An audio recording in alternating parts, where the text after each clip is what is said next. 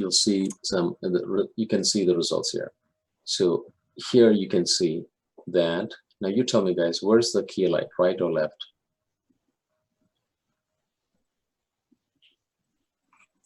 Difficult to tell? I would say right. Hold on, I'm trying to find the chat. I think, I don't see the chat window. Okay, now I see it. Okay, maybe right. Yeah, it's a little ambiguous, you know, but most of the time it's pretty easy to tell. See, it's on the left side, right? It's on the left side. It's on the left side, coming from the top, looking that way, and then there's a gentle fill light here. Now, what I'm trying to show you is what's called a hair light or a backlight.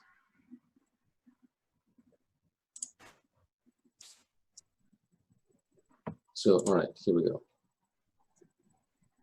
So there's also key light, fill light, and see this light falling here, guys? I'm not saying this is a backlight, but it could be the backlight. In some cases, you'll see very clearly. So I'm trying. Let me try to find you something that shows backlight, also called hair rim light. Okay, there we go. Arnold, thank you, Arnold. Here it is. See, you can see the key light from the right side. Actually, I can't see the hair light. It's not. This is a fill light, and sometimes it's very cleverly done. That is, you don't quite see the light, but it's, see this, do you see that the hair is slightly separating from the background? And that is likely because there's a gentle light being not gentle, more very clearly, very cleverly placed light to light the rim, which is why it's called a rim light, also called sometimes hair light.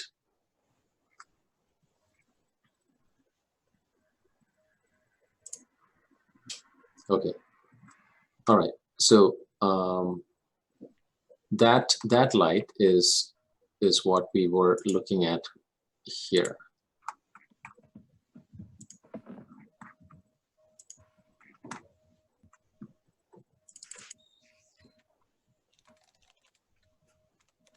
And that's a third light. Okay, this backlight is what is used to separate the background from the object. All right, now it's time for us to jump into Maya and experience all that in CGI. You guys ready for this?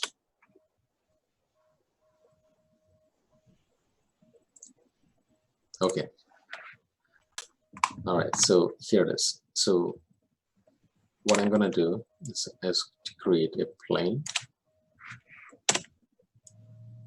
like that, and I'll place a few objects here.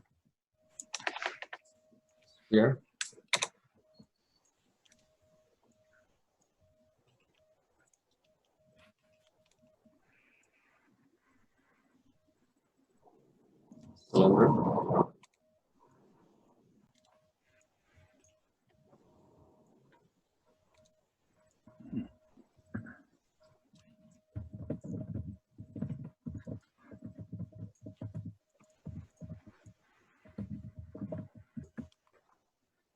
Okay, and for this we are not going to be putting any materials, because lighting is something that has to show up on its own without the aid of any extraneous things.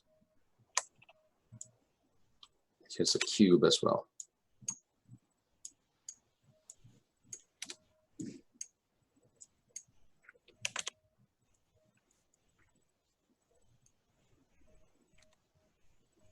Okay, that's good.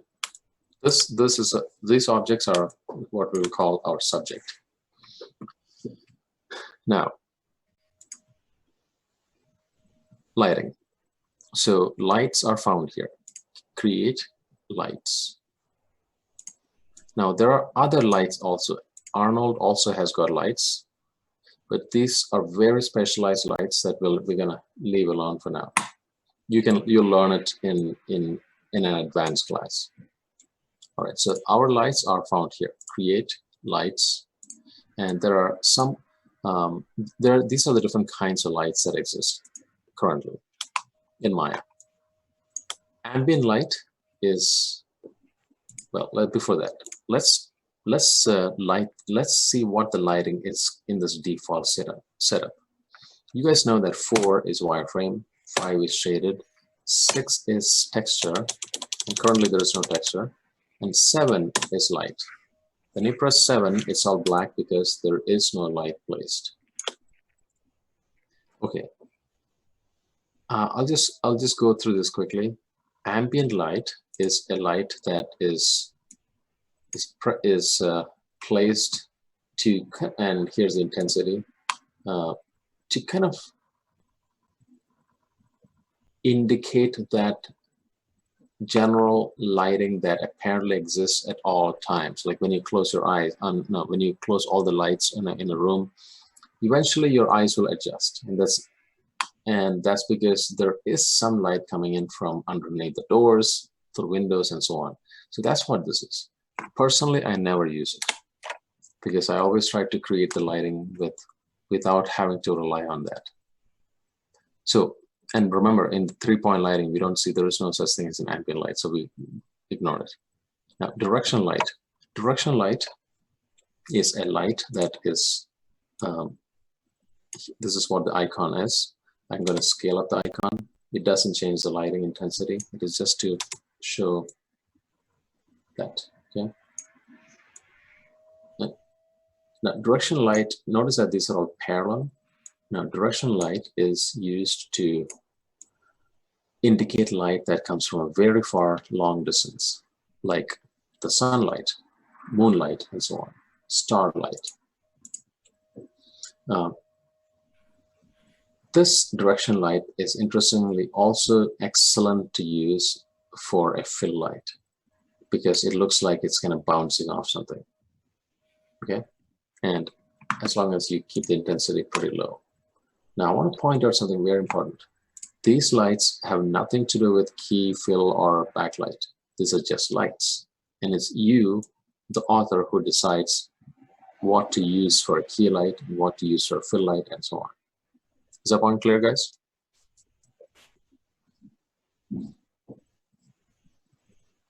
Yeah. Okay, good. All right. So, guys, feel free to talk as we, to ask questions as we go, because I find it a little unnerving. I'm sure you do too, if everyone is absolutely silent. So, all right. Now, that's direction light. Point light is something that shows that is the kind of light that you'd expect in a candle, on a lone bulb, etc. That is, it's coming from one point. And I can't really scale it with the icon. It just sits there. But you can see, you can move it around. You can see it. This simulates that kind of a feeling. Spotlight. This is the kind of light that you'd expect in a. It's a light with a shade. Okay, that starts from one point and goes in one direction. Now, here's how you handle this correctly. So you can, you move it around and all that. It's a little clunky, you'd think, but it's really not. It's because you just press the button T, or T, and it breaks into 2 pieces: the source and then the end. And so you can take the source and you can place it wherever you want, and you can go to the end and snap it, just like we just snap any object in the world. Middle mouse, now hold on V and middle mouse drag and snap it wherever you want. So you can actually, you can place it, you can point it to whatever's necessary. And you can snap this one also, of course. So you just aim it however you want and create that lighting. So sometimes you'd use this to create a key light. Sometimes you use a direction light also for key light. And sometimes you use spotlight also for key light. Okay, so that's the, oh wait, hold on. Couple things to point out about the spotlight more than anything else is that it has this one interesting thing, and yes, though you can control the properties of a light using the channel editor, it's better to do it using the attribute editor, which is obviously this button here, or Control A. So here it is. Intensity. Well, you know what that. And yes, you can actually swap lights. You can say, okay, I'd rather this be a direction light, or no, I'll put it back to spotlight. Okay, intensity, penumbra. Let's see. Okay, this one, cone angle. This is what handles this. And then there's this thing called penumbra. Penumbra is this little transitional spot that softens the harshness of that shadow. So with 0, it looks like that, and then you do this. So the further away a light is, the more the penumbra gets. And the closer it is to the ground, the sharper it looks. Okay, now, and drop off is how much it drops off away from the source. So controlling these, you get a pretty good looking light. Now, there are many other settings that I won't be going over because this being an intro class, it's just the basic things that I'm aiming to teach. All right, so that's the key things about spotlight. And now let's look at area light.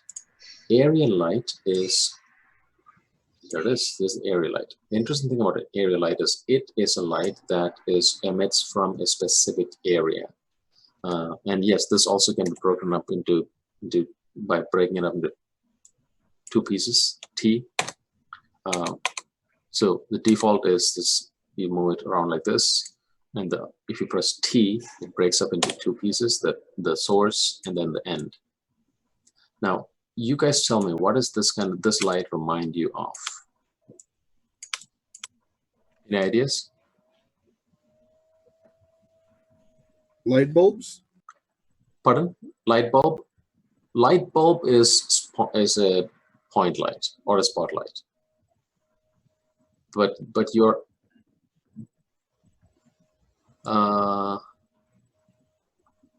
it is a kind of a light, an artificial light. All right, guys. How about like you know, square-looking lights? You know, the ones that you see in the classroom, in our classroom. Because this light can be shaped by its geometry. See? So you can actually create a light that is coming from a tiny sliver like that, like a ceiling light. Okay, and you can have a few of these placed, and you can actually, this is how you can actually recreate an industrial area. Or if you want to create a classroom, you know, you can create, like to create how the lights look in our classroom. If you guys have noticed this, actually it's like a bunch of squares and so on. Cool. Now, interesting thing is you can, let's see, where is it?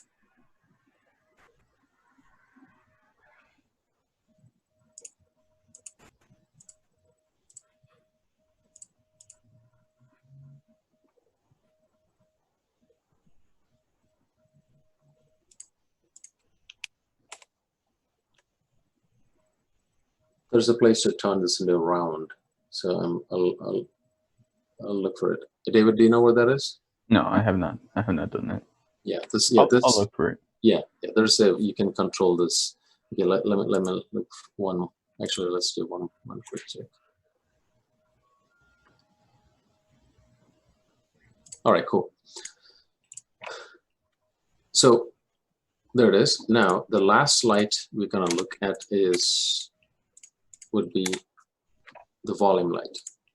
Volume light is basically a light that is coming from a volume. And hold on. Yeah, and this also is an advanced kind of a light that we're not going to be using much. This would be something for, let's say there's a, if you want to create a glow of some sort, glow. So there it's coming from a large area. You'd use something. You'd start off by, or you'd create that effect by using a volume light. Okay. Now what we're going to do is this. With all that said, now that you have an understanding of what the different kinds of lights are, let's set up the scene using a 3-point lighting scheme. Okay, let's get started. So to light this, I'm going to just focus on a nice. The first thing I'll do is think about a nice key light, and I'm gonna choose a spotlight for that. I'll scale this up so I can see this clearly, and I want the light to from the left side down there. And to see all this correctly, I will just have a 4 view here, and so I can use a top view to really position things, so I can tell exactly where the light is.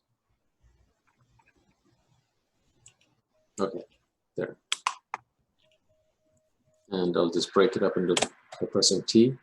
I'll just point it down.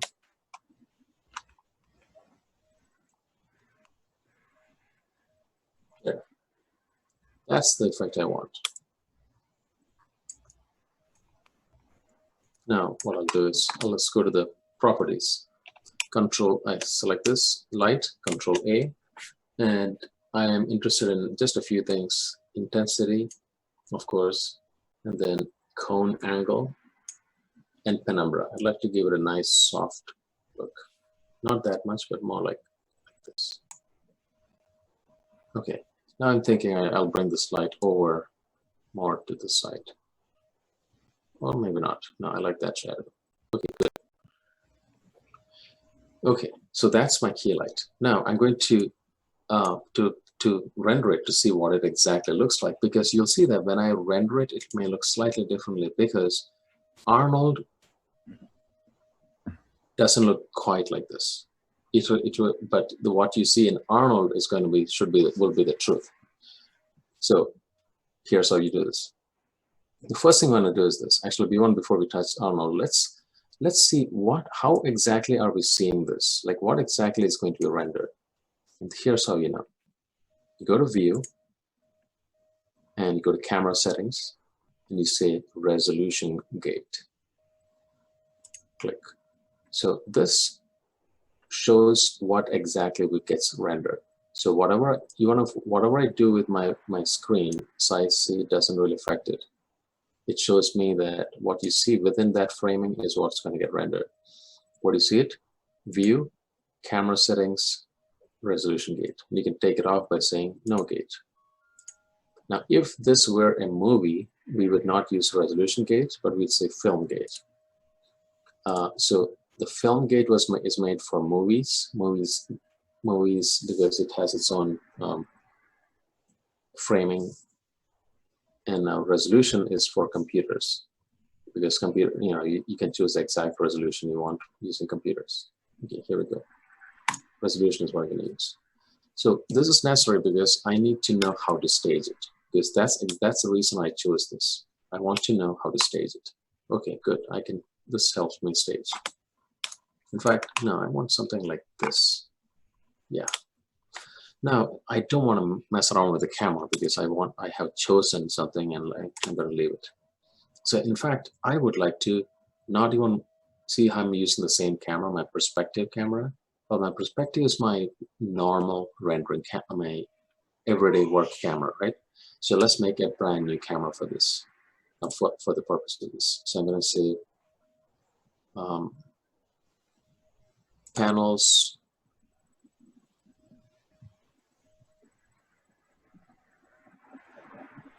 Yeah, I'll panels perspective new. And so now when you go to panels perspective, you see perspective and perspective 1. So I go to perspective 1, and that's my camera that I'm going to be using for all rendering purposes. In fact, let me just name it now, rename it. So I go to, I can say view and say select camera. So it's selecting that object. And the Control A and go here, and I'm going to say I'm going to call it render cam. So here it is, render cam, and now this is what I need to see the resolution of the gate of camera settings, resolution gate. So you can see the render cam shows me this as what is going to be rendered.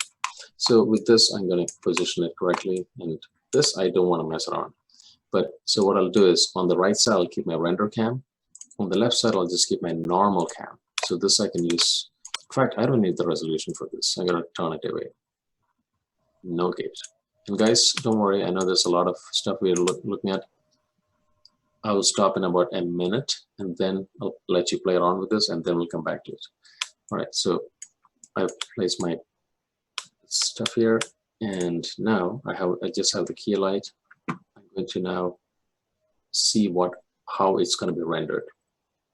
Arnold render view, not render, this Arnold render view. Click on it, and it shows up like this. And you press the button, it renders. Interestingly, you see absolutely nothing. The reason is this. For Arnold to render, even though you expect this, the funny thing about Arnold is that it needs more intense settings. So that the spotlight that's at 1 is not good enough. We need to crank it up quite a bit before Arnold even registers anything there. Oh.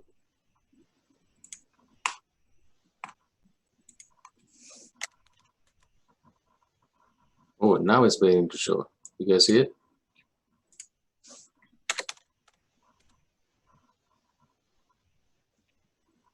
There's no way around that, because that seems kind of. Yeah, there is. Yeah, okay, just another lecture. Yeah, getting there. Okay. I'm just curious. Yeah. So you see?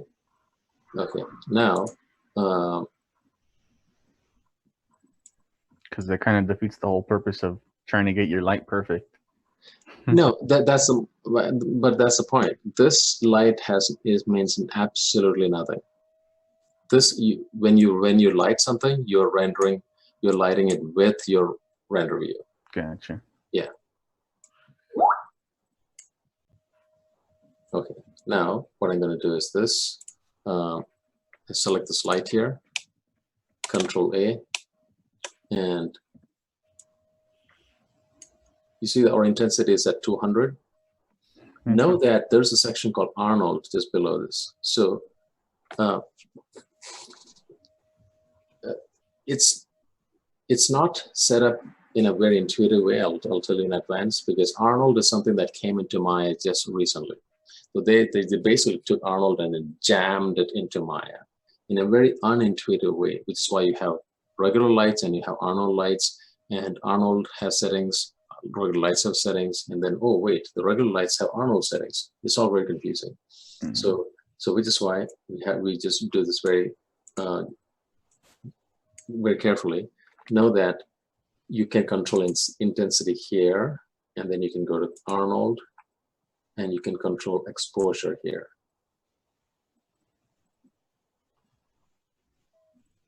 So the way you handle this is just take this intensity, put it to like 100 or something. So it's kind of reason, actually nothing. So,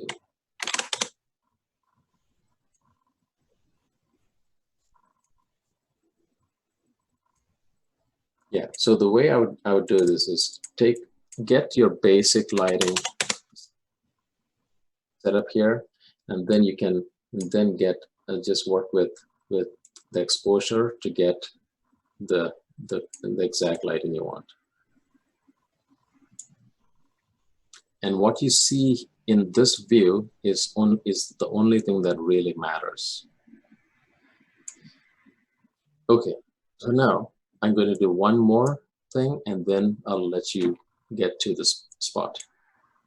Okay, so this is my key light. I want another light from the other side. Now actually, I'm going to just pull out the camera a bit. Yeah, this is better. This is what I want. Okay, so even though I kind of see something on this side, I want it to look a little more cinematic. So I'm going to choose another light from the other side. And that light is going to be create light directional. Here, directional light. And this directional light, I'm going to place it here. And I'm going to turn it in intensity. Oh, yes.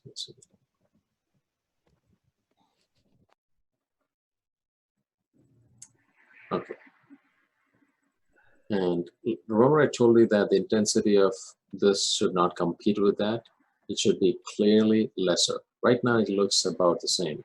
So I'm going to, well, take it all the way to 0. So you can start from here. And then you can slowly inch your way out. And your goal is to create a nice shadowing in an area that separates the key light from the non-key light, from the fill light. Okay, there. Now I'm coming here and I'm thinking I need more intensity because I need this to be a little hotter. Okay, great. Now I go here and then reduce it even more. In fact, I think the location is not quite right.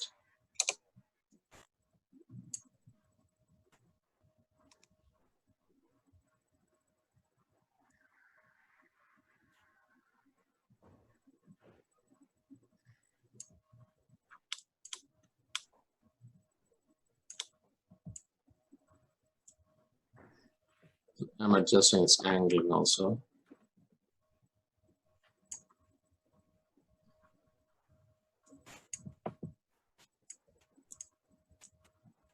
Point 1.